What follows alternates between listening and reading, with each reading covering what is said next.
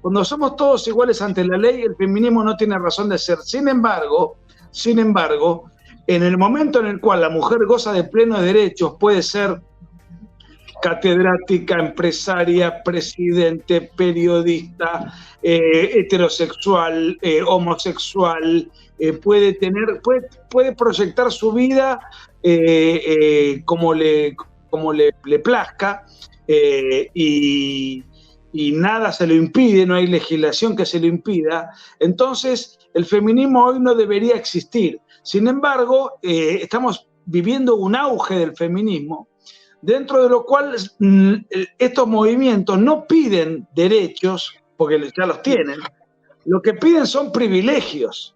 Por ejemplo, que la mitad de los diputados del país sean mujeres. ¿Por qué?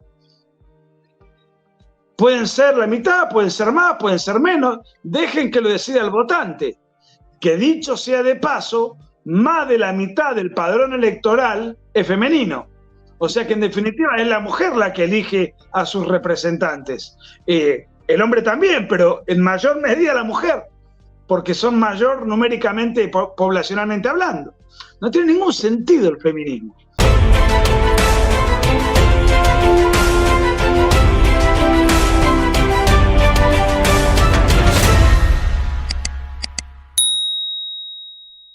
Hola, hola, buenas tardes, queridos amigos. Un abrazo gigante, bienvenidos al capítulo, yo no me acuerdo cuánto, pero el capítulo 5 de Genéticamente Conservadora, con un tremendo amigo de la vereda, un tremendo amigo de Chile, una persona que quería mucho Chile, todos lo conocemos, nuestro querido hermano argentino, Nicolás Márquez, abogado, escritor, conferencista, y él dice que no periodista, pero periodista. Bienvenido, Nicolás. Muchas gracias por invitarme otra vez a tu programa, así que un placer dialogar contigo nuevamente. Cariño a la audiencia. Oye, Nico, te pasaste de verdad. Yo te dejé comprometido la última vez y como yo soy súper cobradora, aquí está el Nico con nosotros nuevamente. Así que vamos a saludar rápidamente a los chicos que están en la audiencia. Marco Mosqueira, Dieter, lo siento, no era Sebastián, era yo, a la Luz María, que está nuevamente aquí, Archie, a nuestra querida Juanita Concha, a la Miriam, que viene recién bajándose del avión, chileno patriota, y a nuestro querido amigo Arminio, a todos los que se unen a la transmisión y a los que nos vean en diferido. Y a la Angélica Medina. Bueno, el Nico vino la última vez para hablarnos hablamos 2 veces con él en 2 programas de la dictadura comunista de Salvador Allende, pero como yo soy como medio obsesiva con el tema de la ideología de género, porque creo que todos los padres, abuelos, tíos, tenemos que saber de qué se trata, porque uno escucha cosas a la pasada, escucha un comentario por aquí, otro por acá, que el chico dice una cosa, que dicen otra, uno no entiende nada, porque de qué es enredado, Nicolás. O sea, yo creo que no sé cuánto estudiaron ustedes para poder hacer el libro negro de la nueva izquierda, porque es muy complejo, a mí me costó mucho entender algo. Entonces yo te quiero pedir, partamos por el comienzo, pues, Nico. ¿Desde cuándo y quién? ¿Cómo? ¿Desde cuándo qué? La ideología de género, Nico. ¿Cuándo se empieza a implantar? ¿Cuándo aparece en escena? Mira, ¿Cuándo se desvirtúa ese feminismo que había al comienzo y empieza a transformarse en una cuestión que no tiene nada que ver con la mujer? Mira, hubo varias olas del feminismo. La primera exigía derechos políticos, se llamaba sufragismo, y no solamente era apoyada por mujeres, también muchos hombres decían la mujer tiene que votar. Y era un reclamo justo, porque si la mujer en alguna época de la historia no tenía derechos que sí tenían los hombres, era legítimo entonces que hubiese un movimiento de esas características. Ahora, el feminismo en el siglo XXI, cuando somos todos iguales ante la ley, en Occidente, donde la mujer tiene exactamente los mismos derechos que el hombre, no hay un solo derecho que uno pueda decir este derecho la mujer no lo goza y sí lo goza el hombre. Bueno, no tiene ningún sentido. Cuando somos todos iguales ante la ley, el feminismo no tiene razón de ser. Sin embargo, en el momento en el cual la mujer goza de plenos derechos, puede ser catedrática, empresaria, presidente, periodista, heterosexual, homosexual, puede proyectar su vida como le plazca, y nada se lo impide, no hay legislación que se lo impida. Entonces, el feminismo hoy no debería existir. Sin embargo, estamos viviendo un auge del feminismo, dentro de lo cual estos movimientos no piden derechos, porque ya los tienen, lo que piden son privilegios. Por ejemplo, que la mitad de los diputados del país sean mujeres. ¿Por qué? Pueden ser la mitad, pueden ser más, pueden ser menos. Dejen que lo decida el votante. Que dicho sea de paso, más de la mitad del padrón electoral es femenino. O sea que en definitiva es la mujer la que elige a sus representantes. El hombre también, pero en mayor medida la mujer, porque son mayor numéricamente, poblacionalmente hablando. No tiene ningún sentido el feminismo. Ahora, acá ocurrió lo siguiente. Durante el siglo XX, en Occidente, muchos pensadores postmarxistas, o sea, que adherían a Marx, pero que se daban cuenta de que eso no tenía mucho asidero, en los países desarrollados, donde el obrero vivía bien, tenía su automóvil, compraba su casa con una hipoteca, tenía confort, donde no iba a haber revoluciones de clases, ni explotados, ni oprimidos, todo ese discurso histórico del marxismo del siglo XIX. Muchos pensadores dijeron acá que adherían a eso, pero no le encontraban la vuelta. En América Latina se la encontraron un poco a través de la guerrilla, que trataron de promover el marxismo a través de la fuerza de la violencia política, algo que tampoco es estrictamente marxista, porque el marxismo cree en el determinismo histórico, es decir, hay diferentes etapas sucesivas que se van dando porque las relaciones económicas tienen un proceso y un progreso, y finalmente eso deriva en una sociedad sin clases. Es como una suerte de devenir inexorable, una cadena de sucesos irrompible. Entonces la guerrilla lo que hacía era apurar esas etapas naturales, pero también tenía sus contradicciones respecto de lo que es el marxismo clásico. Pero bueno, volviendo al tema, estos pensadores tienen diferentes vertientes. Uno es la escuela de Frankfurt, donde comienza a ver que hay que destruir la civilización occidental y que la revolución tiene que ser cultural, porque si la revolución no va a ser económica. Aparece Gramsci, que desde otro lugar, y años después planteo complementario, después aparece Foucault. O sea, hay un montón de agentes. Derrida, los franceses hicieron su parte, pero en lo que tiene que ver con el feminismo, sobre todo hay Judith Butler, Firestone, Simone de Beauvoir, también veían esto que tiene que ver con colocar a la mujer en un lugar en clave marxista, esta dicotomía entre opresores y oprimidos, en donde la mujer cumple la función del ser explotado u oprimido por un sistema de dominación que ellos denominan patriarcado, que tal cosa no existe. No ven al hombre y a la mujer como un complemento, sino que lo ven como enemigos. De hecho, es sumamente habitual, casi, y esto no es un prejuicio, esto no es una acusación, es un dato de la realidad. La mayoría absoluta de las pensadoras feministas son lesbianas. Beatriz Preciado, Firestone, Judith Butler, Simone de Beauvoir era bisexual. Distintos exponentes del feminismo que fueron, que en realidad mostraban una aversión manifiesta para con el hombre, ¿no? Y que creían... ¿Cómo? Muerte al macho en las manifestaciones. Carepalo, así, Bueno, muerte al macho. pero si uno advierte las manifestaciones, se da cuenta de que ahí la femineidad precisamente no se caracteriza en la estética de los manifestantes. En las manifestaciones LGBT, feministas y de todas estas corrientes, el único elemento que tiene rasgos feminizantes son los travestis, que se ponen prótesis exuberantes, que tienen toda una impronta resaltando a los atributos femeninos de una manera exagerada, exacerbada.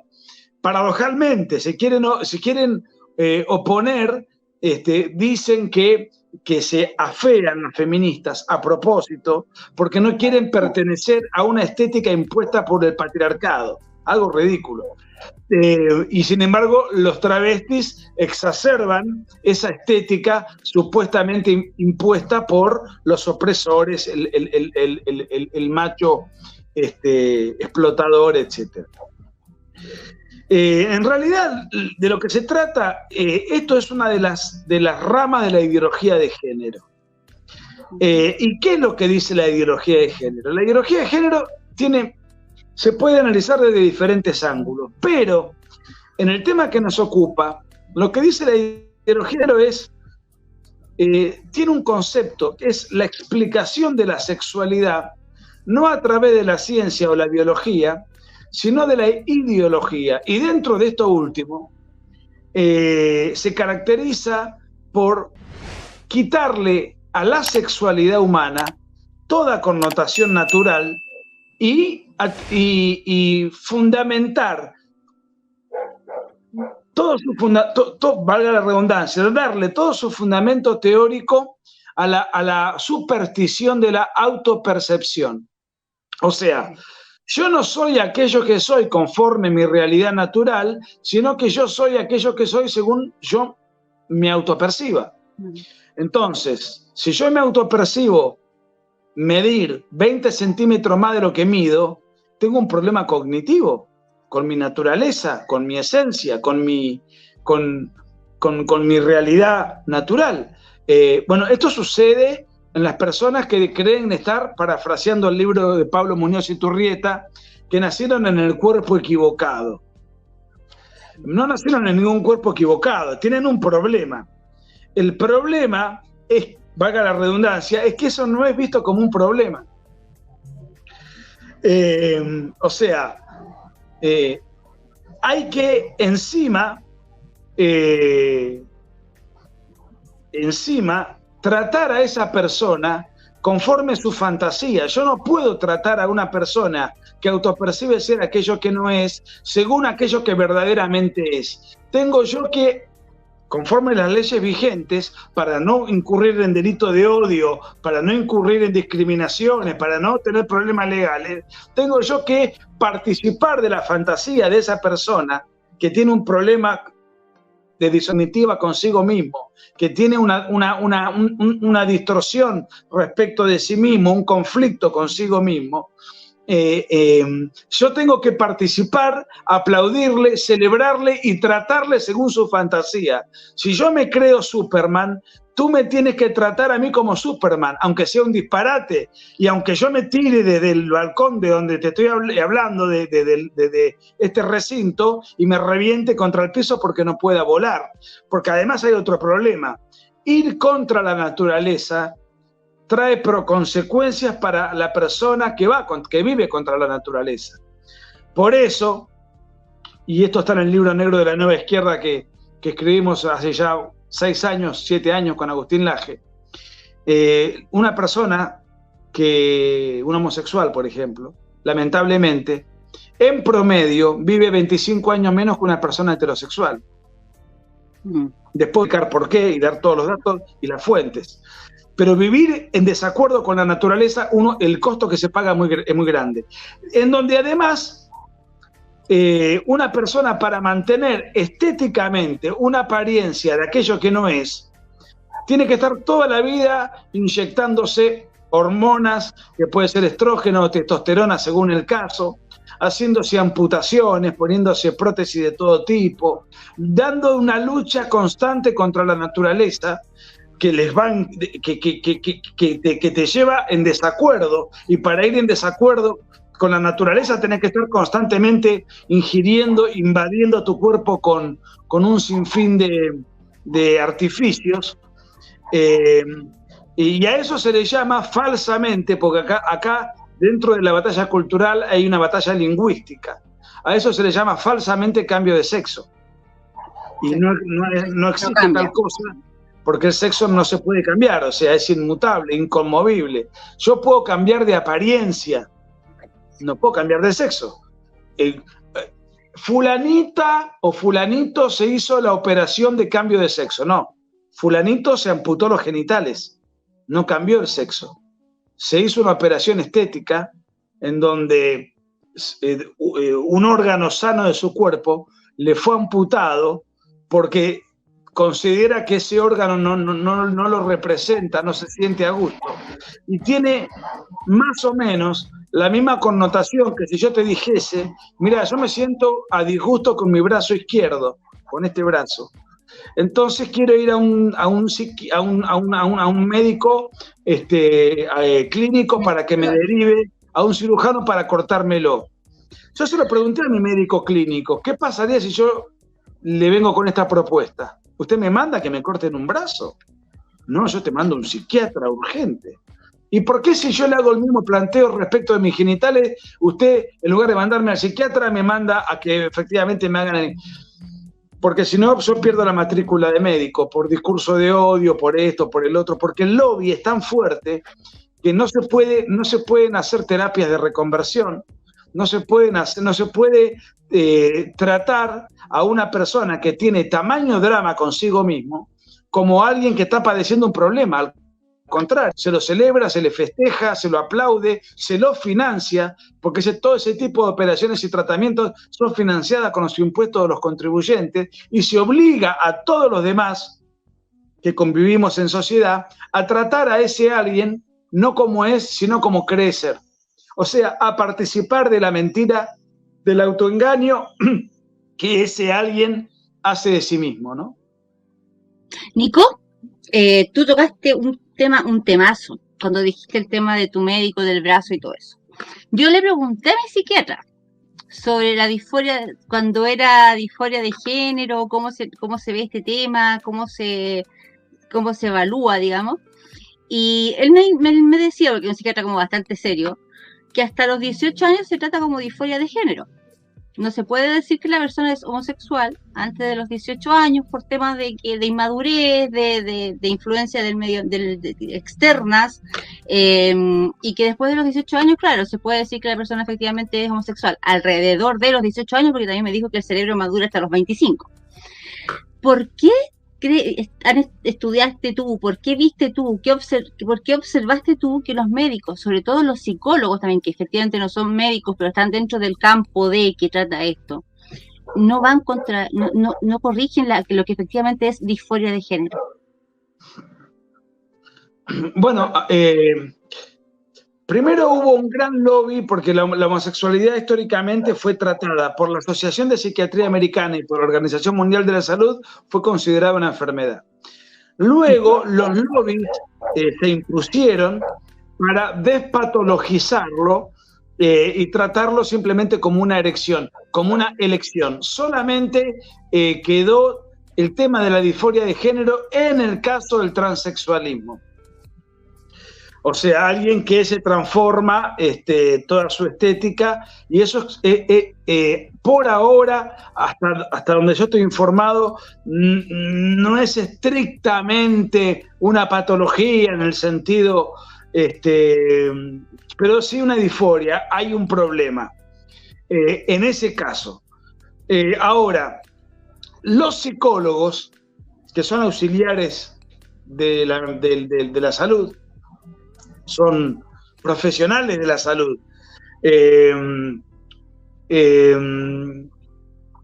Por ejemplo, en muchos países están prohibidas las llamadas terapias de reconversión, que en realidad no son terapias de reconversión, son terapias de afirmación. Es decir, si yo soy homosexual y estoy en desacuerdo con mi tendencia y quiero corregirla, Yo no puedo, yo en realidad no tengo que hacer una terapia de conversión porque no me tengo que convertir en nada. Simplemente tengo que afirmar aquello que soy por naturaleza. El uso idiomático de engaño permanente. Bueno, se le llama terapia de reconversión a lo que sería algo afirmativo y no reconvertido. Ahora bien. O de orientación. Claro, de orientación, o sea, el que va a ver un psicólogo o un psiquiatra porque está en desacuerdo, no se siente a gusto, no se siente conforme con tener una tendencia en desacuerdo con su biología, en realidad no puede hacerlo porque el psicólogo es sancionado, un disparate absoluto por varias razones. Primero, porque es un contrato entre dos adultos, un paciente y un profesional de la salud. No, nada tiene que hacer el Estado diciendo que tiene que cada uno va al psicólogo o al psiquiatra porque cada uno tendrá su debilidad, su problema que no lo podrá manejar con autonomía, necesitará del apoyo de un profesional. Y además, ¿cómo sabe el Estado que esa persona va al psicólogo por esa circunstancia cuando en realidad eso entra dentro del secreto profesional? Sin embargo, a mí me ha pasado, y con Agustín, hemos conocido psicólogos con los cuales hemos tenido reuniones clandestinas en algunos países. ¿Pero por qué clandestinas? Porque ellos no pueden publicitar ni decir ni que hacen este tipo de terapias a pacientes. Y además estuvimos con los pacientes. Fue una experiencia muy interesante. Ahora, si una persona que tiene una tendencia homosexual puede heterosexualizarse, no lo sé. Yo no soy médico, ni psicólogo, ni psiquiatra, no lo sé. Hay profesionales de la salud que sostienen que sí y hacen terapias al efecto. Pero acá lo importante es, se atenta contra la ciencia, no hay libertad científica, se atenta contra la libertad del paciente y se atenta contra la libertad contractual y contra la libertad investigativa. En alguna época se creyó que la homosexualidad obedecía a un tema genético. Cuando se hizo el proyecto Genoma Humano, que estudió todo el mapeo genético de la composición humana, no existe un solo gen homosexual, o sea, no se sabe cuál es el origen. Hay diferentes teorías, pero confirmado, comprobable, algo ratificado no se sabe. Lo que sí se sabe es que sufren y mucho, que tienen 14 veces mayor propensión al suicidio que una persona heterosexual, que tienen 7 veces mayor propensión a las drogas que una persona heterosexual, 4 veces mayor propensión al tabaquismo que una persona heterosexual, 3 veces mayor propensión al alcoholismo que una persona heterosexual.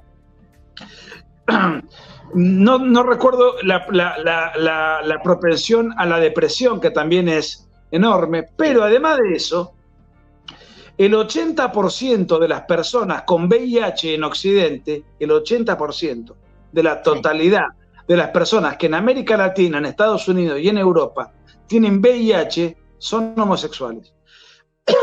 El 75% de las personas que tienen gonorrea, hepatitis B y hepatitis C son homosexuales. O sea, ETS, enfermedades de transmisión sexual. Transmisión sexual. ¿Por qué razón? Bueno, porque llevar adelante un vínculo homoerótico genera el diseño, sobre todo del varón, la mujer en mucho menor medida porque no tiene, porque el nivel de invasión es muy inferior, pero el diseño corporal masculino no está preparado para ese tipo de vínculos. Entonces, si bien esos vínculos se llevan adelante a un costo infectocontagioso infinitamente más alto que el vínculo entre un hombre y una mujer. Pero de todas maneras, si bien las enfermedades de transmisión sexual no son igual de frecuentes en la mujer lesbiana que en el hombre heterosexual, sí se mantienen los guarismos de suicidio, de adicciones autodestructivos, de hábitos autodestructivos. Esos guarismos se mantienen intactos. Y cuando se llega al extremo de la transexualidad, en donde en general además suelen ejercer la prostitución, Por ejemplo, en Argentina, según el Ministerio de Salud, un travesti promedio vive 36 años, cuando el promedio de edad en Argentina creo que es 75. Pero no es un problema de Argentina, estoy citando esa fuente. Esto se repite en todos lados. El índice de muerte es mucho más rápido, mucho más vertiginoso, en gran parte por la promiscuidad y en gran parte porque están constantemente invadiéndose el cuerpo para inyectarse una serie de sustancias, sí, muchas, y operaciones permanentes, porque a medida que uno va envejeciendo, los rasgos siguen siendo los naturales de uno. Entonces hay que ir contra eso. Entonces hay una cosa dismórfica en donde permanentemente uno está metiéndose a artificios quirúrgicos, además de la constante inyección de hormonas y de los otros hábitos que yo ya mencioné que atentan contra la perspectiva de vida del individuo. Entonces, a ver, ¿qué tiene que hacer el Estado con una persona que tiene estos temas? Nada. Tiene que dar libertad, ¿no? La libertad en el ámbito de la privacidad, en el ámbito de la intimidad, eso debe ser sagrado. Mientras no se violen derechos de terceros, el Estado no tiene que meterse en la cama de nadie. Pero lo que nunca debe hacer el Estado es promover esto, porque esto es confirmadamente insano. Esto es como que yo te dijese, el Estado debe promover el tabaquismo. Un disparate. El Estado debe promover el deporte, por ejemplo. Claro. O sea, debe promover aquello que es bueno y fecundo para el individuo. No debe promover el tabaquismo porque es insano para quien fuma. Ahora, ¿debe tolerar a quien fuma? Sí. Si alguien quiere incurrir en esa práctica desaconsejable, el Estado debe respetar. Pero en todo caso, elaborar una campaña, como por ejemplo sucede en Argentina, en donde en el paquete de cigarrillos figura fumar produce cáncer o fumar genera X secuela. Para alertar, para concientizar, para desaconsejar, para desalentar. Lo mismo tiene que ocurrir con la homosexualidad. El Estado o bien no debe hacer nada, o si hace algo es desaconsejarlo. Independientemente del respeto irrestricto a la libertad individual en el ámbito de la intimidad. Pero, ¿qué ocurre en Occidente? El Estado financia, promueve, tiene ministerios, financia las marchas, financia las actividades, los planes de estudio para hacer pasar esta conducta como tan valiosa como cualquier otra, los aplaude, embandera las capitales y las ciudades y los edificios públicos con el trapo multicolor de estas comunidades, como una suerte de elogio y promoción permanente. Eso con la plata de los contribuyentes. El Estado está promoviendo algo que es malo, es insano. Entonces, bueno, la ideología de género, sin la existencia del Estado atrás, no tendría asidero. No. Porque choca contra la ideología y choca contra la ciencia. Y además, ahora estamos porque esto avanza, ante el peligro de que además conmueven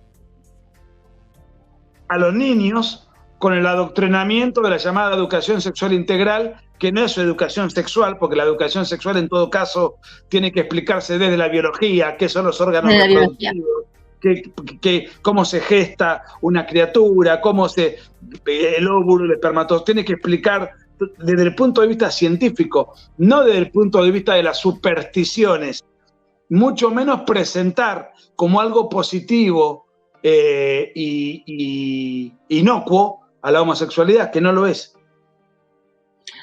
Oye, Nico, a ver, aquí tú hiciste unos puntos súper clave en cuanto a la libertad. La persona es libre de hacer dentro de su cama, dentro de su casa, debajo de su sábana, lo que se le antoje y con quien se le antoje. Mientras la persona es libre de sentirse un perro, un gato, un hombre, una mujer, un tren, casarse con lo que sea, mientras no me obligue a mí me obligue a decir Nicolás es mujer. Porque ahora nos están obligando a asumir como real lo que tú bien llamas superstición. Porque a eso es a lo que nos obligan. Y a eso obligan a los niños en los colegios, en el fondo, a aceptarlo. No, él es hombre. No, es hembra. Se cree hombre. Y cuesta mucho explicar a los cabros eso porque se invade el juicio de cada persona, incentivándolo a que reafirme lo que el otro está diciendo, lo acepte y lo haga realidad. Entonces ahí está invadiendo la libertad de los otros, no de estas minorías, ¿cómo se dice? Eternamente excluidas o eternamente discriminadas y todo eso. Esa parte, ¿en qué rol social quiere cumplir? ¿Dónde quiere afectar? Alterar la percepción. Primero, la ideología de género es constantemente atentatoria a la libertad. Esto, precisamente muestran lo contrario, muestran como algo que amplía derechos, no amplía ningún derecho, recorta la libertad científica, recorta la libertad de expresión, recorta la libertad educativa, porque está pasando que en el grueso de los países de Occidente yo no puedo mandar a mis hijos a un colegio conforme los ideales que me son propios, sino que a cualquiera que los mande le van a enseñar esto que ya está impuesto desde la educación centralizada, desde los ministerios de educación y de los planes de estudio. Recorta la libertad religiosa, porque hasta en los colegios religiosos está obligatorio enseñarle a los niños esto. Recorta la libertad de expresión, porque si yo me opongo y digo públicamente lo que yo estoy diciendo en un ámbito determinado, una cátedra, un análisis periodístico, lo que fuere, y probablemente tenga problemas con la justicia. Noto que en Chile todavía existen márgenes de libertad porque es un país más conservador que el promedio. Pero en el grueso cuando alguien dice en Argentina algo como lo que estoy diciendo yo, de una manera masiva de dominio de comunicación, ese alguien es cancelado, reventado, sepultado. Y hay un organismo que se llama INADI, Instituto Nacional contra la Discriminación, que persigue a esa persona y después esa persona además puede padecer una demanda civil porque el ofendido, que se siente cuando el otro le dijo la verdad, tiene derecho a una compensación pecuniaria como consecuencia de la ofensa de la cual fue objeto, porque el otro le dijo algo científicamente comprobable.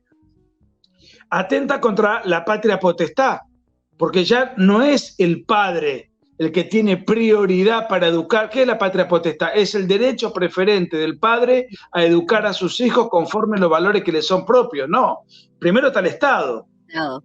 Secundariamente los padres. Y guarda, hay países donde esto está más avanzado, Canadá, en donde si los padres educan a sus hijos en desacuerdo con la educación estatal de Trudeau, esos padres van a tener problemas para conservar la tenencia de sus hijos, por homofóbicos y por toda una serie de acusaciones. Que dicho sea de paso, la homofobia no existe.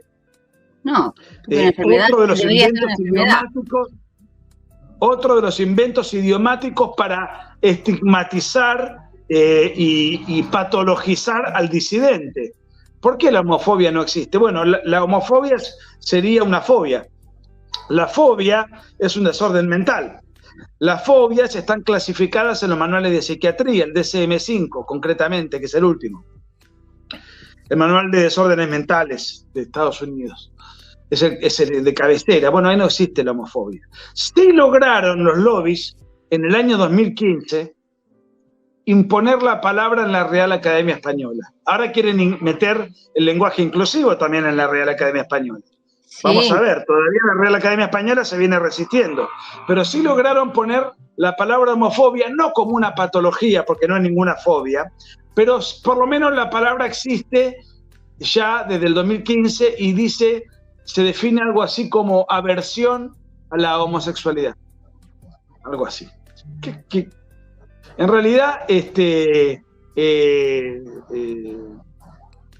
Bueno, la ideología de género se nutre de un sinfín de engaños idiomáticos permanentes en el vocabulario.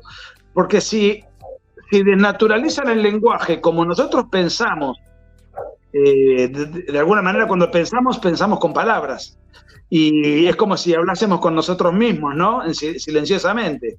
Si nos desnaturalizan las palabras, nos cambian las palabras, nos inventan palabras nuevas, nos desnaturalizan palabras tradicionales, al cambiar el significante, nos cambian la manera de pensar.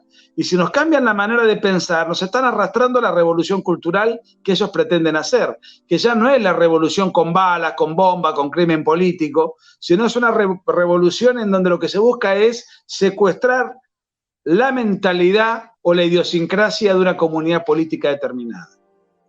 Si la revolución armada, la que quiso hacer el MIR en Chile, como era armada, ¿cuál era su enemigo?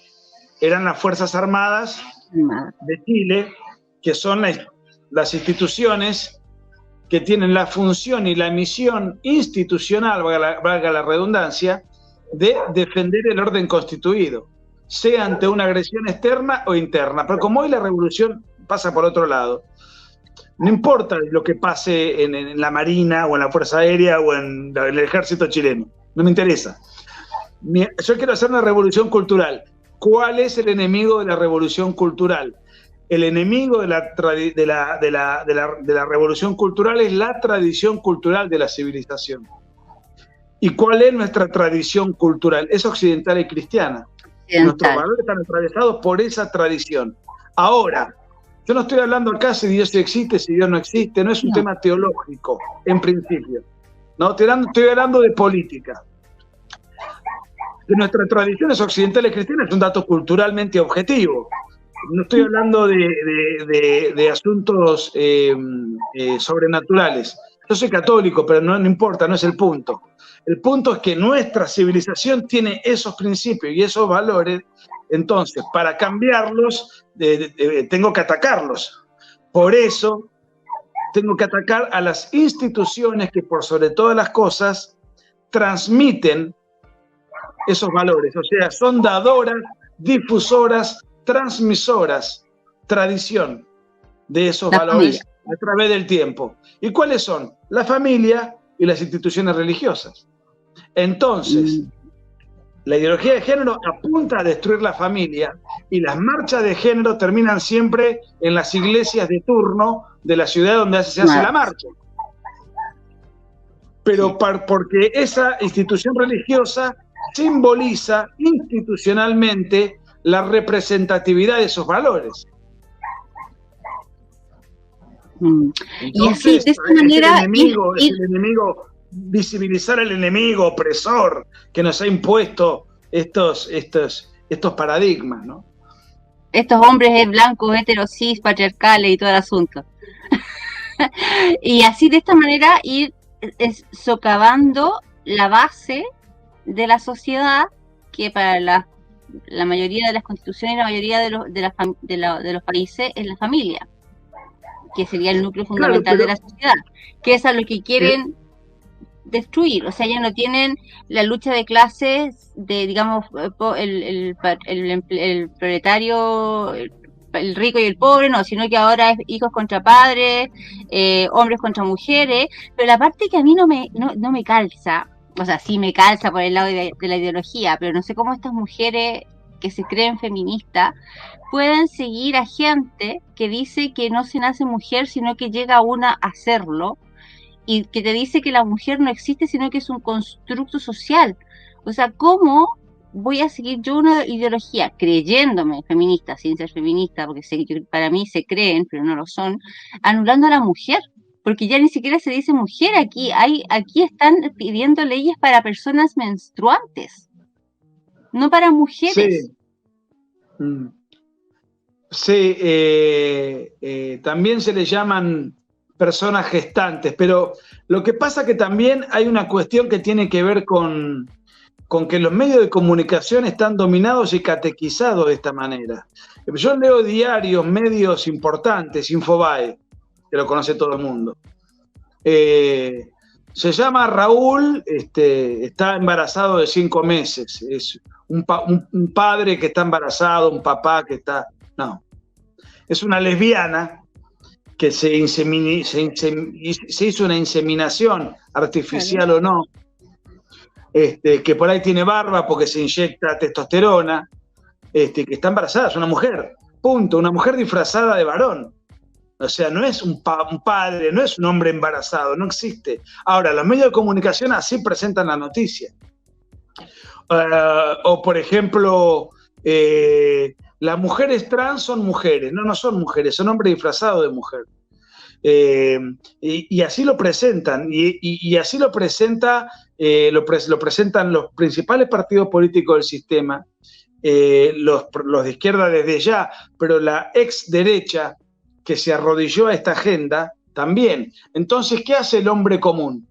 Dice, bueno, si los medios de comunicación, el profesor, los partidos de izquierda, los partidos supuestamente de derecha, todos más o menos dicen lo mismo, luego esto debe ser cierto. Se genera un fenómeno que se llama uniformidad aparentemente objetiva, que es cuando todos los actores comunicacionales en puntos específicos piensan lo mismo.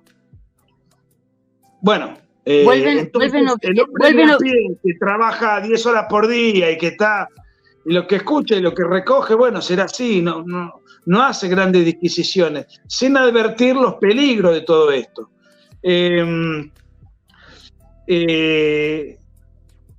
¿Y por qué van por la familia? Entre otras cosas, porque si yo voy por los niños y los adoctrino con esta falsificación de la realidad en los colegios, todavía hay un antídoto. Si yo tengo una familia bien constituida y soy un buen padre y hacemos un seguimiento, ¿qué viste? A ver, mostrame el cuaderno, mostrame lo que estás viendo, mostrame lo que estás estudiando, y yo veo este tipo de barbaridades, lo voy a alertar y le voy a decir, bueno, mira, la opinión es esta. Esto que te están enseñando es falso. Esto no se corresponde con la realidad. Puedo juntarme con otros padres, puedo ir a protestar, pero además a mi hijo le voy a dar la opinión de la familia. Ahora, si yo destruyo a la familia y el niño simplemente tiene una familia que es una cáscara vacía para pernoctar, pero la fuente de información la recibe desde las oficinas estatales, entonces no hay contraste. El niño recibe eso y va creciendo desde la más tierna infancia con la mentalidad revolucionaria. Por eso es tan importante adoctrinarlos desde pequeños, porque a una persona de 40 años ya es difícil convencerla de esta superchería, pero lo adoctrino desde pequeño y le quito el antídoto de contención afectivo, cultural, que es el núcleo familiar. Lo reviento, lo destruyo. Además la familia es una resistencia ante la prepotencia del Estado. Me acuerdo de los movimientos peruanos cuando se intentó fuertemente sacar la ideología de género, sobre todo en los tiempos de PPK, y surgió el movimiento Con mis hijos no te metas. Muy fuerte la proclama, con mis hijos no te metas, a mis hijos los educo yo. Vos enseñar a la ciencia dura, multiplicar, dividir, biología, historia, vos enseñale eso. Los valores en casa. Y el Estado lo que quiere hacer es al revés. Bueno, quiere darle los valores, darle una distorsión de la realidad y que además la familia tenga un papel decorativo. Entonces el niño, lo único que recibe es aquello que le he dado. Desde la más tierna infancia ya va creciendo, sin edad todavía para discernir entre lo que le están diciendo, y al mismo tiempo con todo el bombardeo propagandístico de los medios de comunicación y por supuesto del Estado. Nico, nosotros hemos visto muchas cosas. Bueno, aquí el tema de la ESI han estado tratando de imponerlo hace mucho rato. Se les cayó en su momento la normativa, la legislación y todo. Y nosotros siempre vimos muchos videos de España, de Francia, en cuanto a lo que era ESI, y obviamente nadie te cree, pero también vimos de Argentina. ¿Tú nos puedes contar más o menos, tú como argentino, que lo tienes en tu país, ¿es efectivamente la ESI lo que se ve en las redes de estos travestis enseñando payasadas, degeneramiento y todo eso? ¿Lo ves? ¿Lo han visto así? No, es así. No solamente eso.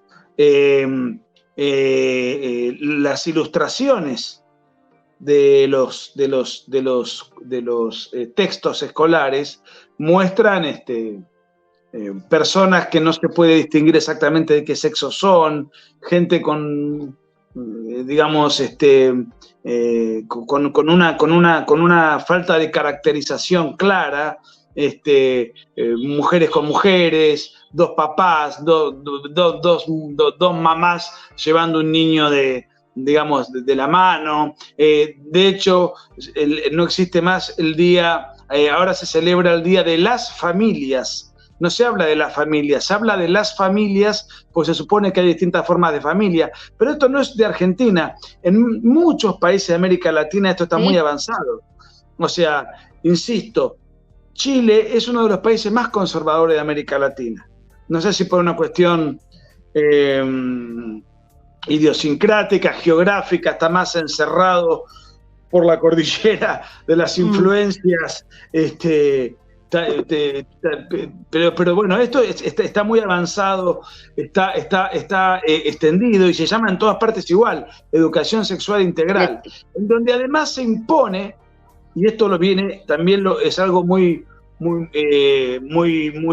característico del discurso que baja Naciones Unidas, de que los niños tienen derechos sexuales y reproductivos, de los derechos sexuales y reproductivos del niño.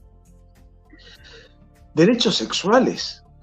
Entonces ahí aparece el adoctrinamiento desde la más tierna infancia, que el niño tiene el derecho a explorar su cuerpo, su sexualidad. Momento. ¿Basado en qué? Si no tiene ni siquiera el cuerpo biológico para tener una eyaculación, ni una menstruación, Sin embargo, desde la más tierna infancia se les enseña esto, se los confunde y se los altera. So pretexto de que tienen derechos sexuales. Y acá aparece otro fenómeno que es la próxima batalla contra la que vamos a tener que lidiar, que es la pedofilia. Porque primero que si a un chico lo sexualizamos, le metemos en la cabeza un montón de ideas para que él explore cosas que son ajenas a la inocencia de su edad, además, dentro de la superstición de la autopercepción, si yo que tengo 47 años, me autopercibo de 5 años y quiero tener sexo con alguien de 5, entonces yo soy inimputable porque mi autopercepción es de 5, por consiguiente, como yo tengo 5, porque no importa mi realidad natural, sino que lo que importa es la manera en la cual yo me autopercibo, yo soy inimputable y además no hay pedofilia porque estamos en valentes. La del niño que realmente tiene 5 y la de yo que no tengo 5, pero me creo de 5. Luego tengo 5. Porque lo que importa es cómo me autopercibo. Todavía esto está en grado embrionario. En grado embrionario de gesta, pero está avanzando en muchos lugares de Europa y sobre todo Canadá, que es un poco la usina de todo esto. Y en Estados Unidos por el Partido Demócrata, con cierta complicidad de los centristas republicanos. Hay organizaciones que las pueden buscar por internet, pues es legal, que son pedófilos asociados. Y la más conocida del mundo, creo, es la NAMBLA. Busquen en internet nambla.com. Ahí está la NAMBLA, fundada por los líderes del movimiento gay norteamericano, Harry Hay, otros, entre otros. Ponen de manifiesto que la pedofilia es una atracción, una tendencia sexual como la homosexualidad, como cualquier otra. ¿Y qué es lo que piden? Hacen lobby para bajar la imputabilidad, para que el Congreso baje la imputabilidad de la edad del consentimiento del menor para tener relaciones sexuales. Cuanto más lo puedo llevar abajo, puedo practicar la pedofilia sin padecer ninguna consecuencia legal.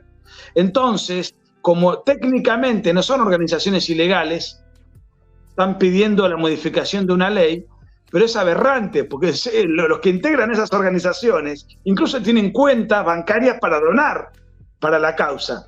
O sea, son todos grupos pedófilos, a los cuales yo no les confiaría jamás una criatura para que lo cuiden, más allá de la fachada legal con la cual se presentan. Hay muchas organizaciones así. Y estos se están de a poco normalizando, naturalizando. Las películas ayudan a eso, contribuyen a eso. Ahora salió una película de una relación entre una mujer de 42 y un chico de 15. Bueno, la próxima película será entre una mujer de 42 y un chico de 13. Y sucesivamente se van dando pasos más audaces, o al revés, entre un adulto y una niña. Esto es parte de la deconstrucción del individuo, porque así como se dice que el concepto binario hombre-mujer es una arbitrariedad cuando es una determinación de la naturaleza, ¿por qué no puede ser una arbitrariedad la edad del consentimiento? Es una arbitrariedad legal, impuesta por un sistema castrador que reprime al menor, que no le deja disfrutar de su cuerpo, que no le dé, etcétera, etcétera, etcétera, que penaliza a quien tiene una atracción sexual hacia un menor, cuando eso no es ningún delito, es sencillamente una tendencia tan sana y tan buena como cualquier otra. Bueno, esto es lo que se viene, ya está, todavía en un estado con una resistencia, porque todavía la sociedad resiste un poco a esto, pero hace 10 años resistía a las otras barbaridades a las que hicimos mención. Es cuestión de ir acostumbrándola y arrastrándola hacia posiciones cada vez más audaces. Es la Bertana de Overton. Es un buen ejemplo. ¿Por qué te hacía esas preguntas? Porque, claro, uno cuando busca y revisa y todo, sabe que efectivamente es así, que la ESI es de esta manera, que el tema de esta filia maldita, le digo yo, para que el señor YouTube no le ponga drama, esta filia, muchas veces piensan que nosotros somos conspiranoicos, que nosotros estamos alarmando a las personas a propósito, que somos ultraconservadores. Yo te decía, me costó mucho encontrar tu biografía en internet, mejor dije la que yo sabía de ti, porque en todas partes dice abogado ultraconservador. Y no es eso, o sea, es un tema que está para quedarse, que está, como muy bien dices tú, para seguir avanzando y frente al cual tenemos que estar preparados. Tú hiciste una descripción muy linda que le gustó a los chicos en el chat de lo que es la familia. ¿Qué recomendación desde la parte, digamos, intelectual, desde la parte de los libros, desde la parte de la herramienta tangible, qué recomendarías tú para que los papás, los abuelos, los tíos, que son los más preocupados, en vez de preocuparse, nos ocupemos? ¿Y qué herramienta utilizar para ocuparnos en esto? Porque en el fondo está en nuestras manos como familia, como núcleo fundamental de la sociedad, y por amor, y por esencia de la naturaleza, defender a nuestros niños.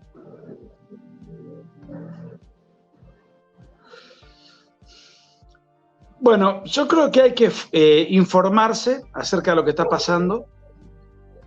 Y hay que formarse, porque uno puede tener información, pero la formación quiere decir que esa información yo la puedo procesar y elaborar un razonamiento. Y después actuar. Actuar como padre para con los niños, concientizándolo de las mentiras que son propagadas de los grandes medios de comunicación. Y después asociarse en la sociedad civil con otros con afines y reaccionar. Pero sobre todo reaccionar ¿contra quién? Contra la clase política, que es la que genera estas leyes extravagantes. Porque sin estas leyes condicionantes, todo esto se cae. Es la clase política, primero la izquierda que está ideologizada, y la falsa derecha no tiene las agallas, o no tiene la preparación intelectual, o no quiere pagar el costo político ni hacer el esfuerzo de dar la batalla. Entonces, sobre todo estos últimos, que deberían ser la resistencia a la agresión cultural que parte desde las usinas izquierdizantes, habría que hacerles pagar el costo político. Me enteré que hay gente, no sé si de Renovación Nacional o de la UDI, que habla en lenguaje inclusivo. Bueno, si se levantara Jaime Guzmán de la tumba, después de haber sido asesinado por la guerrilla izquierdista a la que Boric adhiere, diría, bueno, ¿dónde está el partido que yo fundé? Está lleno de infiltrados. Lo han reventado, lo han destrozado. Esa es la falsa derecha.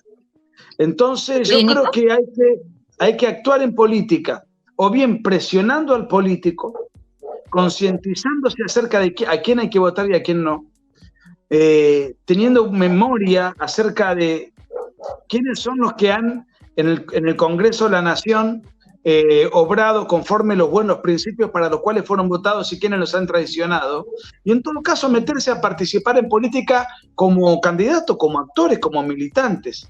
Porque esta batalla tiene varios componentes. Una es la batalla cultural, pero la de las decisiones las toma la clase política. Entonces la batalla es cultural y es política. Uno puede elegir cualquiera de las dos, pero en alguna de las dos hay que estar. O bien concientizando y difundiendo y divulgando y defendiendo y haciendo lobby, o directamente metiéndose en un partido político y dando la batalla desde la política, que es a través del acceso al poder donde yo transformo la realidad. Porque, oye, Nico, te contaron que estamos con un mamarracho nuevo que van a redactar, ¿cierto? Ya. ¿Y te enteraste quiénes votaron en contra del deber y derecho preferente de los padres a educar a sus hijos? Chile Vamos, creo, ¿no? Sí. ¿Y quién votó en contra de defender la vida desde la concepción hasta la muerte natural? No sé. Chile Vamos. Chile Vamos. Bueno, evidentemente eso es una exderecha. Son partidos en decadencia, porque les ha ido muy mal en las últimas elecciones, que representan cada vez menos a la chilenidad y que alguna vez, 30 años atrás, fueron de derecha. Bueno, ya no. Entonces, o hay que armar una nueva derecha o aferrarse a lo que es el Partido Republicano o armar un nuevo partido, no sé, yo no me quiero inmiscuir en los asuntos, no le voy a decir a los chilenos lo que tienen que hacer, pero esto está pasando en todos lados, está pasando en el Partido Popular de España, por eso apareció Vox, pasa en Cambiemos, en Juntos por el Cambio en Argentina, por eso aparece y fuerzas así, ha pasado en Perú, por eso aparece la figura de Aliaga, ha pasado, no sé, en Francia, y entonces la centro derecha queda licuada y aparece el Frente Nacional. Meloni gana en Italia, o sea, empieza a haber reacciones de expresiones nuevas, porque las expresiones que alguna vez fueron de derecha dejaron de serlo. Entonces ya no tienen contrapeso ante la agresión cultural de la agenda izquierdista, también conocida como agenda globalista, que también está maniobrada y muy bien financiada desde grandes usinas internacionales, ¿no? Y esto es para bajar, para menoscabar la conciencia o sea, no la conciencia, sino que la moral de las personas, para bajar, para hacernos decaer emocionalmente, de estresar el cuerpo mismo en sí, para estresar la sociedad, para estresar los países y en el fondo para acabar envejeciendo a la población y que no haya más nacimientos, bajar la natalidad. ¿Ese es el fin último? Bueno, es una teoría muy, muy posible, porque todas las políticas que se están llevando adelante en la agenda globalista son para desalentar la procreación, la promoción de uniones homoeróticas. Obviamente, por su propia naturaleza, no hay posibilidad de reproducción. El tratar de imponer la idea, de instalar la idea de que el hombre y la mujer no son un complemento, sino que son enemigos, la mujer explotada por un sistema de dominación llamado patriarcado, es desalentar el vínculo entre el hombre y la mujer. Promover el aborto es desalentar el nacimiento de menores. O sea, eso es alentar el asesinato, Nico. Por supuesto, o sea, es una ley que promueve el homicidio masivo de menores en situación prenatal. O sea, todas las políticas que estamos viendo, lo que tratan de desalentar precisamente es el incremento poblacional. Además, culturalmente, este tema de fomentar las mascotas, este tema de fomentar... Todos tienen perro y gato, sí.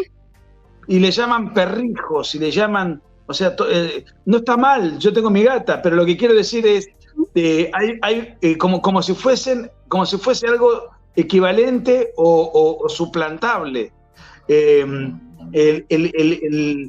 promover, el atacar a la familia también es desalentar la procreación, porque si yo vivo solo, difícilmente, por más allá que tenga alguna pareja circunstancial, eventual o estable, pero si yo vivo solo, difícilmente construyo una familia, difícilmente tengo un proyecto de tener hijos. O sea, hay toda una cultura del hedonismo, de las relaciones fugaces, y nadie, rara vez, salvo accidentes, va a querer tener un hijo en una relación con alguien que conoció el sábado.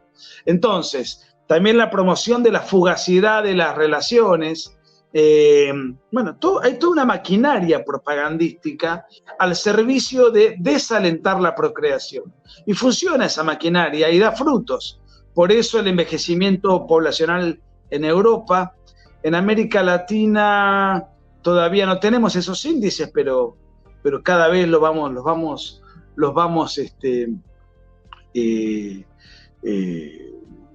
adquiriendo esos hábitos.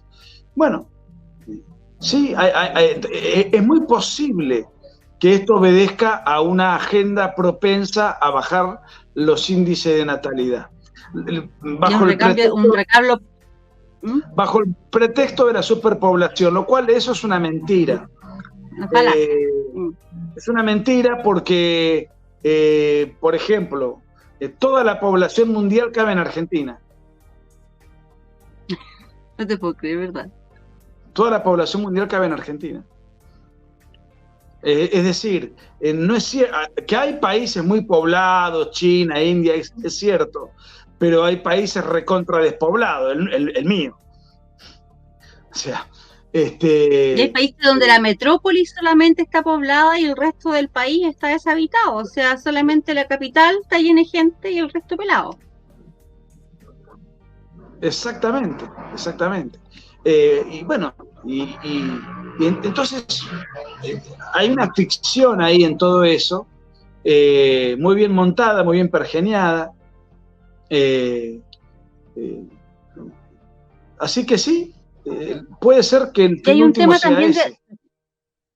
Y un tema también de recambio poblacional en cuanto a mezclar culturas con este tema de la inmigración descontrolada, de priorizar muchas veces al inmigrante indocumentado antes que al propio nacional, y de esta manera, porque en Chile está pasando mucho, si es que no estaban al tanto, que está llegando mucha mujer extranjera al norte de Chile. Bueno, está llegando mucho, estamos invadidos en el norte con extranjeros, esa es la verdad, que el norte de Chile está invadido con extranjeros con inmigración ilegal, o sea, por pasos fronterizos no habilitados, y las mujeres están viniendo a tener hijos a Chile para que el Estado se haga cargo, y los niños extranjeros tienen prioridad sobre los chilenos. Entonces aquí viene también el tema de que muchas chilenas en la parte norte no quieren tampoco tener hijos por lo mismo. Y es como una mezcla, un recambio cultural, como para perder el arraigo, un tema así. hay una cuestión de perder si vos no tenés familia, si no tenés una patria clara, si no tenés tradiciones patrias, si no tenés un lugar, sos un ciudadano del mundo que pulula, te van desarraigando, te van quitando identidad, te van quitando lazos en donde afianzarte, te van quitando la religión, te van quitando toda una serie de identidad biológica, porque no sabes si sos hombre o mujer, lo puedes elegir. O sea, te van desarmando. En la jerga de estos ideólogos, de Derrida concretamente, te van deconstruyendo. Ahora, en América Latina se da un fenómeno distinto del de Europa, porque si hay venezolanos, por ejemplo, en Chile, que yo vi un montón,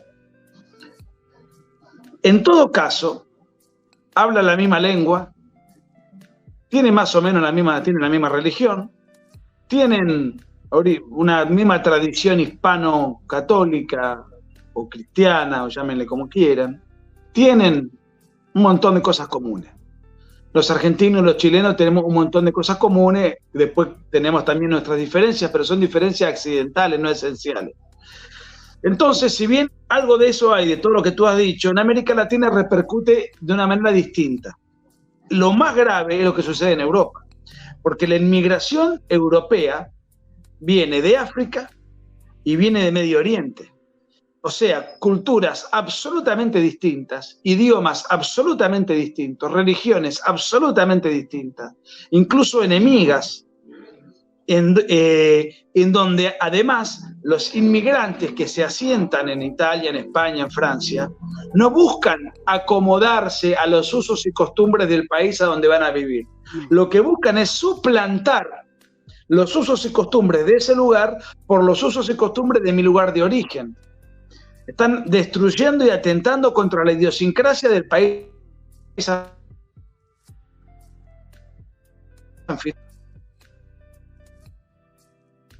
El fenómeno se da en América Latina, las consecuencias culturales son mucho menos graves porque las similitudes de América Latina entre sí son bastante homogéneas.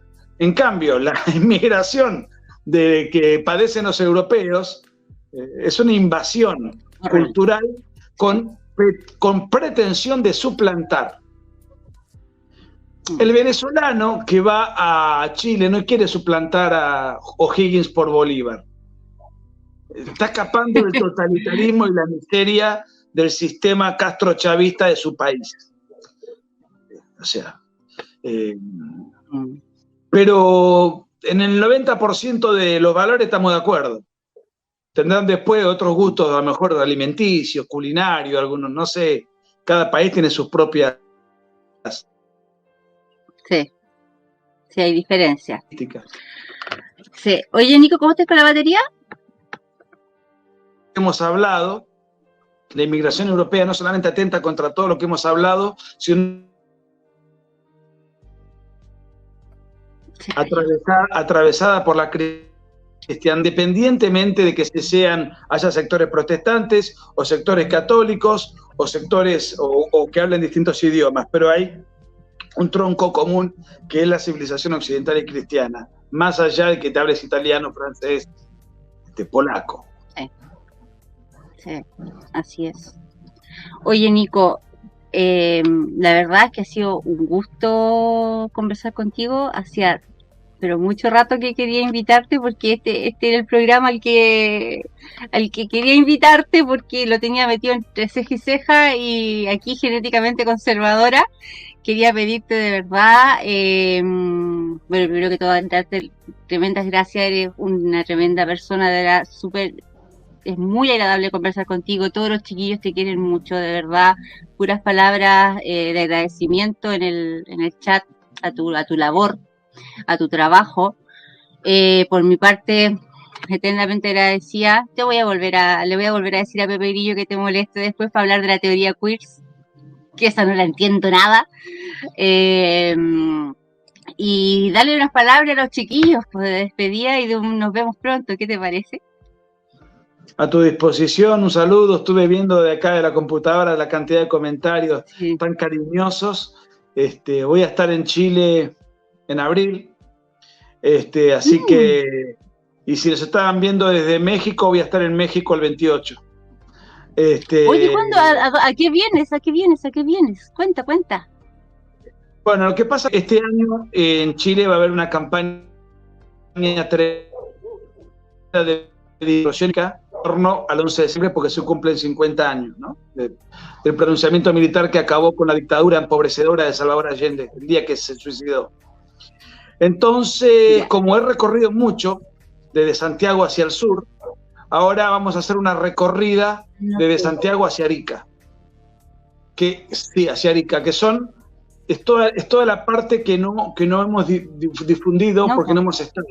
Yo estuve 3 veces de gira en Chile, pero va a haber una cuarta para tratar de llegar a lugares donde no hemos llegado antes.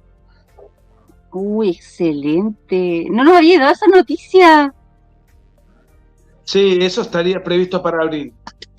Súper, a ver si ahora alcanzo a colarme, voy a alcanzar a llegar donde estés. ¿Y de dónde sos? ¿De dónde sos vos? Es que yo soy de Valparaíso, pero cuando tú viniste, yo no pude ir por el horario. Y a Santiago para mí es súper complicado ir. Pero no, sí voy a... Sí, pero a ver si vaya a Santiago de nuevo, lo más probable es que estés en Santiago, ahí voy a colarme como sea, porque la verdad que no me puedo, o sea, ya la cuarta, ¿cómo no voy a alcanzar? Así que súper bueno, de verdad, y se te agradece el mundo, porque nosotros también queremos hacer cosas ahora que se vienen estos 50 años, que los zurdos obviamente le van a dar otra connotación, que ya sabemos cuál es, pero tenemos que hacer el contraataque. Así que muchas gracias por estar siempre pendiente de nosotros. ¿Cómo no?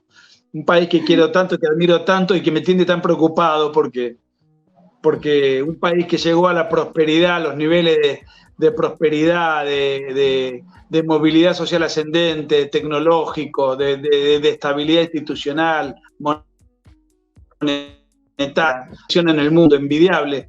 Siempre se habló del milagro y no estoy de acuerdo con ese concepto porque Chile no es consecuencia de un milagro, sino de un gran esfuerzo colectivo muy bien orientado, primero por el gobierno militar y después parcialmente conservado por los gobiernos de la Concertación, que no me identifican, pero reconozco que mantuvieron los ciertos cánones, pero hace 10 años que Chile viene mal, porque el último gobierno de Piñera y el último gobierno de Bachelet y lo que va del energúmeno de Boric han sido muy malos.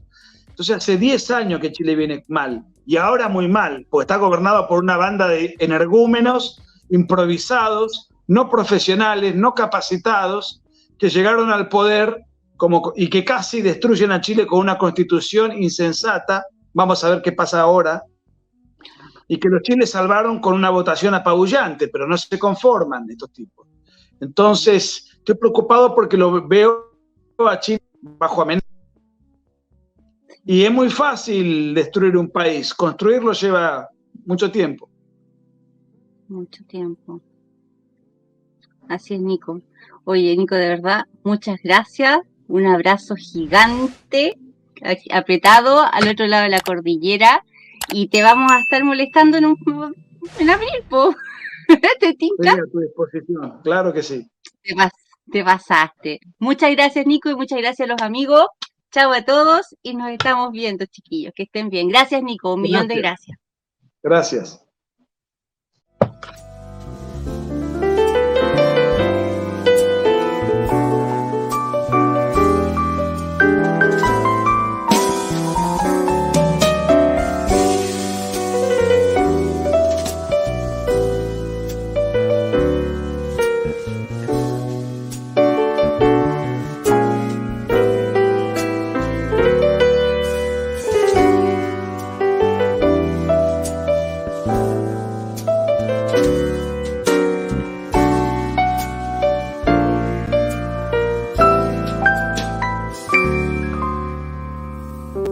Si te gustan mis videos, si te gustan mis libros, si te gustan mis conferencias, yo ahora voy a estar abocado en este canal de YouTube a dar una serie de videos todas las semanas durante todo el tiempo. Ello requiere de tiempo, de preparación, además de todas las actividades intelectuales que uno lleva adelante. Si estás de acuerdo con lo que hago, si te sentís identificado y representado, ten en cuenta que estamos dando una batalla cultural contra toda la progresía. contra la agenda globalista. Y muy desigual. Nosotros no disponemos de fondos y ellos disponen de fondos ilimitados. Entonces te invito a que si estás de acuerdo y podés, dame una mano. Tenés Patreon para colaborar con lo que puedas y de esta manera poder facilitar que todo este trabajo y todo este esfuerzo siga siendo posible. ¿Dónde está? ¿Cómo haces para poder colaborar? Bueno, en la descripción del video ahí está el link de Patreon. Con lo que puedas. Todo suma y todo sirve para que este trabajo que vengo realizando dé sus frutos. Un abrazo.